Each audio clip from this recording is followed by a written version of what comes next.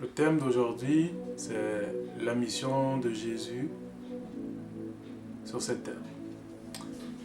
Il y a plusieurs personnes qui pensent que la mission de Jésus a été terminée lorsqu'il est mort sur la croix et ressuscité. Non. La mission de Jésus n'est pas terminée sur la croix. La mission de Jésus ne s'est pas arrêtée sur la croix. La mission de Jésus n'est pas encore finie. Parce que lorsque nous lisons les Écritures, nous lisons dans Jean chapitre 6, 39, 40, vous allez comprendre que la mission de Jésus est jusqu'au dernier jour. Nous allons lire Jean 6, chapitre 39, 40. Or, la volonté de celui qui m'a envoyé, c'est que je ne perde rien de tout ce qu'il m'a donné, mais que je le ressuscite au dernier jour. Nous savons que nous ne sommes pas encore arrivés à la période du dernier jour. Parce qu'au dernier jour, Jésus-Christ doit ressusciter ce que Dieu lui avait donné. Et si nous continuons à lire, nous lisons le verset 40, le verset 40 nous dit quoi? La volonté de mon Père, c'est que quiconque voit le Fils et croit en lui ait la vie éternelle. Et je le ressusciterai au dernier jour. Vous voyez, il y a encore une mission encore qui est à accomplir, qui n'est pas encore accomplie. Jésus-Christ doit ressusciter les gens, les âmes, au dernier jour, lorsqu'il va revenir. Prenons l'exemple du paralytique, l'histoire du paralytique. Cela montre que Jésus avait reçu un pouvoir divin. Il avait reçu l'autorité du Père. Si nous lisons dans Matthieu chapitre 9, verset 6, « Or, afin que vous sachiez que le Fils de l'homme a sur la terre le pouvoir de pardonner le péché. » Et il dit au paralytique, « Lève-toi, dit au paralytique, prends ton lit et va dans ta maison. » C'est juste qu'il faut que vous compreniez que Jésus-Christ a le pouvoir. Un pouvoir lui a été donné. Jésus-Christ agit actuellement. Jésus-Christ est parti il y a 2000 ans, mais il est toujours là. Sa mission n'est pas terminée. Lorsque nous avons besoin de lui, il est là. Nous allons lire le Jean chapitre 14, à partir du verset 1 jusqu'au verset 6. Que votre cœur ne se trouble point. Croyez en Dieu et croyez en moi.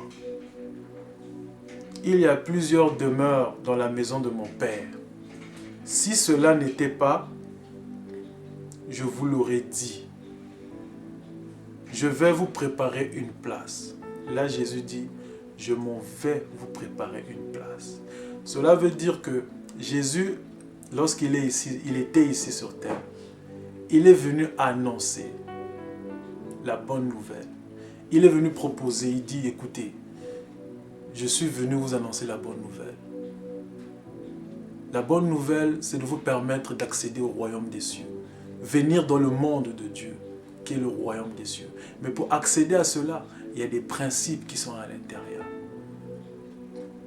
Donc, la mission de Jésus, c'est de ramener plusieurs personnes dans le royaume des cieux. Nous allons continuer, vous allez comprendre. Et lorsque, le verset 3, et lorsque je m'en serai allé et que je vous aurai préparé une place, je reviendrai. Vous voyez, Jésus partira et reviendra. Donc, il n'est pas encore revenu, mais ça s'en vient. La mission de Jésus n'est pas terminée. Jésus-Christ revient bientôt. Et que je vous prendrai avec moi afin que là où je suis, vous y soyez aussi. Jésus-Christ dit, j'ai accompli une partie de la mission sur terre, mais je dois aller vous préparer une place. Et en allant, il y a le Saint-Esprit qui doit venir, qui doit descendre. Et c'est ce que ça s'est déjà fait. Mais Jésus-Christ est parti, il a promis de revenir, mais il n'est pas encore revenu. Sa mission n'est pas terminée parce que c'est la volonté du Père. Il doit revenir, nous prendre avec lui et aller vivre, être là où lui sera. Le verset 4. vous savez où je vais et vous en savez le chemin. Nous allons sauter directement au 6. Jésus-Christ dit, je suis le chemin, la vérité et la vie. Nul ne vient au Père que par moi. Oh mon Dieu, personne d'autre ne peut aller au Père sans passer par Jésus-Christ. Jésus-Christ est le chemin. Donc, la période qu'il est arrivé jusqu'à maintenant, c'est Jésus règne. Jésus-Christ, il règne.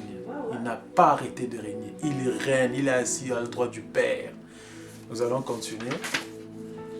Au Jean chapitre 5, verset 17, nous dit ceci. Mais Jésus leur répondit, mon Père agit jusqu'à présent. Moi aussi j'agis. Vous remarquez que Jésus a un pouvoir. Oui, Jésus-Christ a un pouvoir parce qu'il dit, tout ce que vous demanderez à mon nom, au nom de Jésus-Christ, vous l'obtiendrez. Nous allons lire Philippiens chapitre 2, verset 9, 10, 11 pour finir. C'est pourquoi aussi Dieu l'a souverainement élevé et lui a donné le nom qui est au-dessus de tout nom. Et alléluia.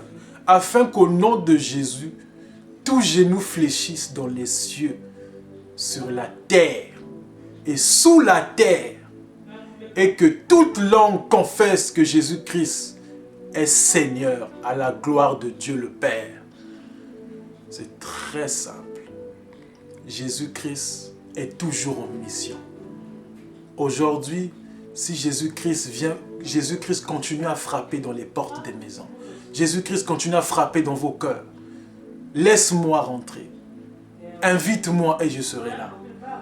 Si tu as eu l'occasion d'écouter sa parole, accroche-toi parce que c'est lui la vie.